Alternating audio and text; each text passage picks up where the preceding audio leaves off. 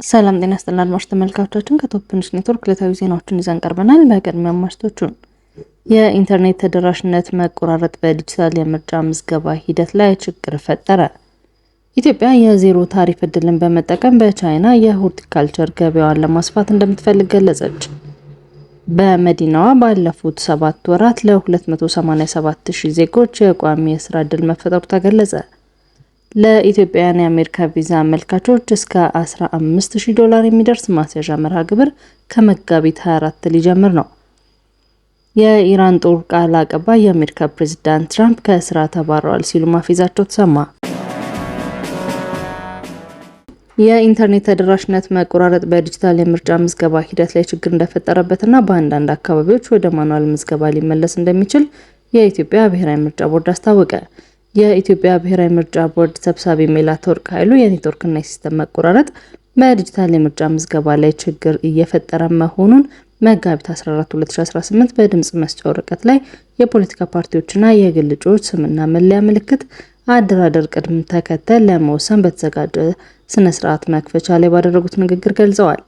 የኔትወርክ ተደራሽነትና ችግር መቆራረጥን ለመፍታት ከኢትዮ ቴሌኮም ጋር ንግግር መጀመራቸውን የገለጹት ወይዘሮ ሜላትወርቅ ይሁን እንጂ የምዝገባ መዘግየት እንዳይፈጠር ኔትወርክ በሚያስቸግርባቸው አካባቢዎች ከዲጂታል ውጪ በሆነ በተለመደው አካሄድ ምዝገባን ለማከናወን እንገደዳለን ብለዋል። የምዝገባ ሂደቱን በተመለከተ እስካሁን ከ47,754 የምርጫ ጣቢያዎች በተደረገ ምዝገባ ከ18 ሚሊዮን በላይ መራጮች መመዝገባቸውን ቦርዱ አስታውቋል። የእጩ ተፎካካሪ ግለሰቦችና ፓርቲዎች ስም በምርጫ ጣቢያ መለጠፋቸውንም ቦርዱ ገልጿል። በድምጽ መስጫ ወረቀት ላይ የፖለቲካ ፓርቲዎችና የግል እጩዎች ስምና የመለያ ምልክት አደራደር ቅደም ተከተል ለመወሰን የዕጣ ማውጣት ስነ ስርዓት ተከናውኗል። ኢትዮጵያ የዜሮ ታሪፍ እድልን በመጠቀም በቻይና የሆርቲካልቸር ገበያዋን ለማስፋት እንደምትፈልግ ገለጸች። ኢትዮጵያ ቤጂንግ ለበርካታ የአፍሪካ ሀገራት የሰጠችውን አዲስ የዜሮ ታሪፍ ወይም ቀረጥ ነጻ እድል በመጠቀም በሰፊው የቻይና የሆርቲካልቸር ገበያ ውስጥ ያላትን ተሳትፎ ለማሳደግ እየሰራች መሆኑን የሺንዋ ዘገባ አመላክቷል።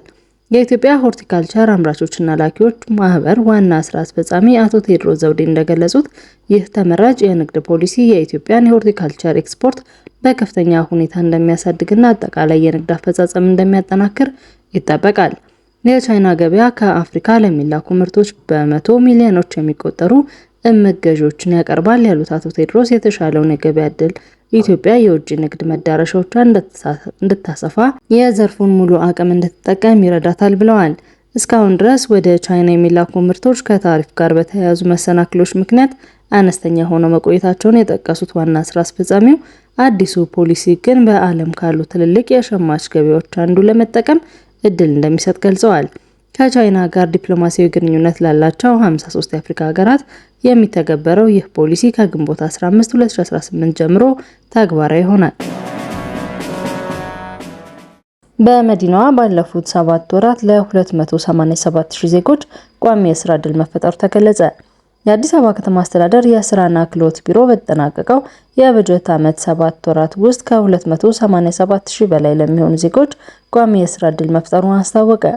የቢሮ ምክትል ኃላፊና የስራና ስምሪት ምግብ ዋስትና ዘርፍ ኃላፊ አቶ አሳፋው ለገሰ እንደገለጹት ቢሮ በተጠቀሰው ጊዜ ውስጥ ከ352,000 በላይ ለሚሆኑ ወጣቶች የተለያዩ ስራዎችን ሰጥቷል። እንደ ምክትል ኃላፊው ገለጻ ከነዚህ ሰልጣኞች መካከል 287,000 የሚሆኑት ቋሚ የስራ እድል ጠቃሚዎች መሆን የቻሉ ሲሆን ከ14,000 በላይ አዳዲስ ኢንተርፕራይዞችን ማደራጀት ተችሏል። ከተፈጠረው የስራ እድል ውስጥም 52 በመቶ የሚሆኑት ወጣቶች በኢንተርፕራይዝ ተደራጅተው ወደ ስራ እንዲሰማሩ ሲደረግ፣ ቀሪዎቹ 48 በመቶ የሚሆኑት ደግሞ በቅጥር እንዲሰማሩ መደረጉ ተመላክቷል። ቢሮው የስራ እድል ፈጠራ ሂደቱን በፍትሃዊነትና ተደራሽነት ለማድረግ ስራ ፈላጊዎችን በዘመናዊ የመረጃ ስርዓት በመዝገብ ላይ መሆኑን የጠቀሱት አቶ አስፋው እያንዳንዱ ግለሰብ ልዩ የስራ መለያ ቁጥር በመስጠት አሰራሩን በቴክኖሎጂ እየመራ መሆኑን አብራርተዋል ሲል የኢትዮጵያ ፕሬስ ድርጅት ዘግቧል። ለኢትዮጵያውያን የአሜሪካ ቪዛ አመልካቾች እስከ $15,000 የሚደርስ ማስያዣ መርሃ ግብር ከመጋቢት 24 ሊጀምር ነው። በአዲሱ የሙከራ መርሃ ግብር መሰረት ከመጋቢት 24 2018 ጀምሮ ለአሜሪካን የንግድና የቱሪስት ቪዛ የሚያመለክቱ ኢትዮጵያውያን እስከ $15,000 የሚደርስ የገንዘብ ማስያዣ እንዲያቀርቡ እንደሚጠየቁ በአዲስ አበባ የሚገኘው የአሜሪካን ኤምባሲ አስታውቋል። ኤምባሲው እንዳለው ከሆነ ለቢ1 እና ቢ2 ቪዛ ብቁ የሆኑ አመልካቾች ቪዛው ከመሰጠቱ በፊት እስከ $15000 የሚደርስ ማስያዣ እንዲያቀርቡ ይጠየቃሉ ያለ ሲሆን ክፍያው እንደ ዋስትና የሚያገለግል መሆኑን ገልጸዋል። ከሰዓት በኋላ በወጣው መረጃ መሰረት ተጓዦቹ በቪዛው ላይ የተቀመጠውን ቅድመ ሁኔታ በሙሉ አክብሮ የተፈቀደለትን የቆይታ ጊዜ ሳያበቃ ከአሜሪካ ከወጣ ያስያዘው ገንዘብ ይመለስለታልም ተብሏል። ይህ አዲስ መመሪያ ተግባራዊ የሚሆነው ፖሊሲው ከወጣ በኋላ ለሚሰጡ አዳዲስ ቪዛዎች ብቻ መሆኑን መረጃው አመላክቷል። ይህ መስፈርት ከመጋቢት 4 ቀን 2018 ዓ.ም በፊት የተሰጠ ህጋዊ የቢ1 እና የቢ2 ቪዛ ያላቸው ሰዎችን አይመለከትም ሲል ኤምባሲው ገልጿል።